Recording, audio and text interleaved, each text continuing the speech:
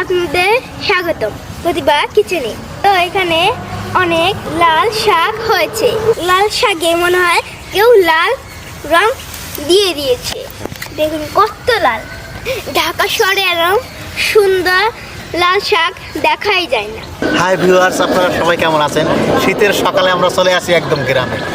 শীত সকালে একদম লাল শাকের ক্ষেত দেখলে মনটা ভরে যায়। এই অনেক কিছু আছে, শুধু লাল শাক না, পালং শাক, মূলা শাক, মূলো, লাল শাক, বটবড়ি গাছ, বেগুন গাছ, কুমড়ো গাছ, মানে গাছে গাছ অরণ্য। সবজিগুলো এতই সুন্দর, মনোমুগ্ধকর। এইটা দেখে আর মনটা ঘরে বসে থাকে না। সকাল সকাল চলে আসছি আমরা লাল শাক উঠানোর জন্য। আমি আসছি, আমার আরাধ্যা আসছে, আমার ওয়াইফ আসছে, কিচেনের প্রতিষ্ঠাতা উনি। কত সুন্দর লাল শাক। শহরেও খাই আমরা লাল শাক, চিনি, এত লাল হয় না। ঠিক আমার মা বলছে ঠিক। আমি এক গাদাকে দুধ দেই না, মা কম কম উঠো।